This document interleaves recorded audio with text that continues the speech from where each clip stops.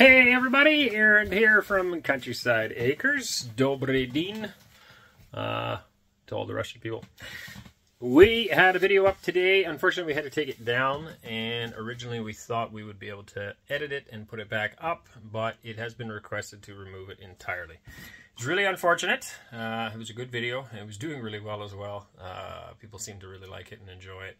And a lot of work went into editing it, so it's kind of frustrating that I had to put it down. This is a classic example of communication error due to language, I think, is why.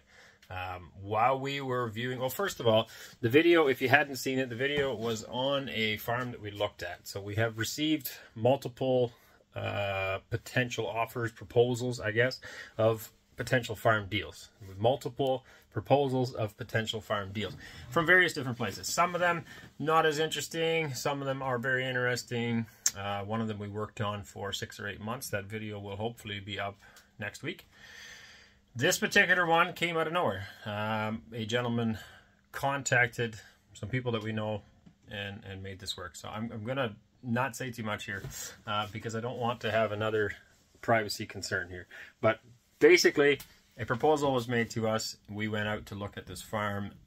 They had very similar values and visions to what we had, and so that was very exciting. We've already, in a couple of interviews here, mentioned kind of what we have envisioned, what we would like to do here in Russia, what we're hoping to do, what we have done in Canada before, and what we want to continue to grow and build on here. And this particular property had all those characteristics, and the gentleman had a lot of the same visions that we shared, and so it was very exciting for us. We asked if we could film on that property, and we were given permission to film. So I'm not sure what happened there, because obviously I asked for permission. We have a YouTube channel, so if I'm asking for permission to film, it's obviously supposed to go on YouTube. I didn't film it to you know, for personal fun. So very frustrating, because hours went into editing that video and putting it up, and now we've had to remove it. Will it ever come back up? I don't know. Maybe. I'm not really sure. At this point, we took it off out of respect for him, and we're going to leave it off. But essentially, that's what it was. It was a farm, an old communal farm with a lot of potential. It had a lot of work that needed to be done. A lot of the buildings needed to be fixed up, which obviously we do, and we're skilled at doing that. It had a place for us to live, and it had a huge amount of potential for what we would like to do. Can't tell you much more than that. So that video is now down. Maybe one day it'll go back up. I don't know. It's really too bad. It was doing very, very well. We will look at other ones. And this other property that we looked at this week, it was also an interesting thing. Is a gentleman that we worked with, separate property now, a gentleman that we worked with for, well, we didn't really work with. We spoke with first about 6 or 8 months ago while we were still in Canada, and he had a proposal for us about maybe a joint venture or on our own, but working together on some stuff there. So that farm we filmed as well. I also asked permission to film there, so I am now in the process of clarifying that we are allowed to post that footage, because I don't want to have this mistake happen again. That was also done through Translator, where we asked, hey, can we film? And they said, oh, absolutely. Пожалуйста, they said. So so we did film that one. A very interesting place. And hopefully you'll see that one this week. The other property, yeah, pray for us, and just keep us in your mind as we try to figure it out. There is a few more proposals that we're going to be working on, and I mean, if you're watching this and you have something interesting for us, then you know, we can always entertain that idea. Yeah, I don't know what else I can say about that. That's about it. So this video is probably not going to be very long. The one I'm making here right now, we're going to try to slap something together to at least have something up for you and kind of an explanation on what happened there. I think you might be able to see the thumbnail for the video, but it is listed as private. It is currently taken off until we clarify what, if anything, of that video can go back on YouTube again for you guys to enjoy. So hit that like button on this video, please, and yeah, like, share, subscribe.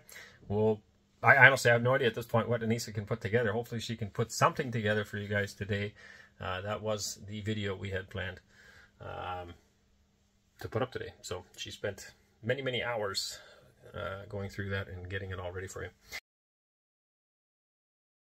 Good morning, everybody. We are, I think, accomplishing something. I'm not really sure.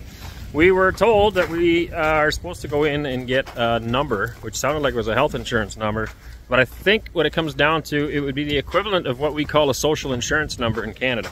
And that social insurance number we would be given at birth, and then with that number you can apply for all the other things that you might need, including, you know, filing taxes. Obviously you don't do that at birth, but just about filing taxes, your health insurance, your pension fund, your, I don't know, whatever is attached to that.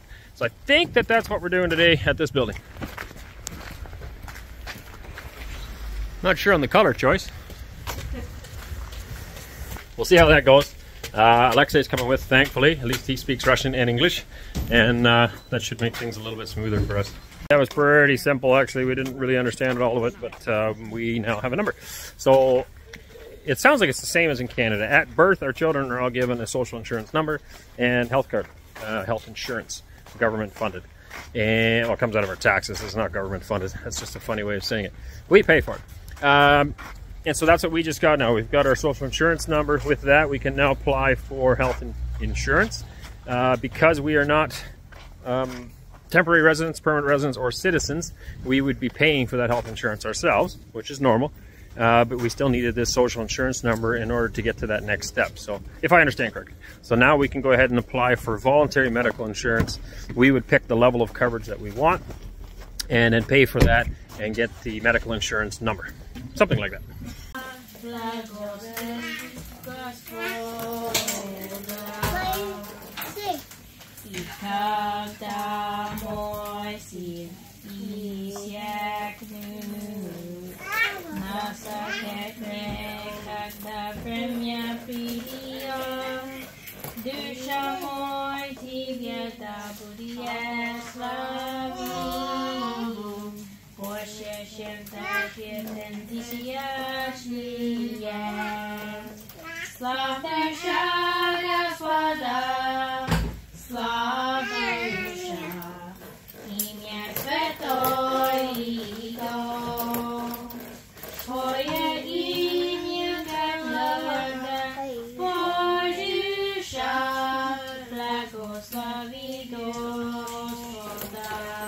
Alright, thanks for all of your support. God bless you guys, and we'll catch you on another one.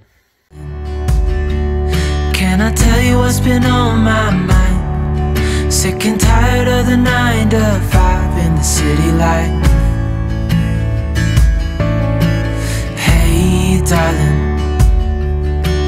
we could get out of town, see the beautiful world around, wanna see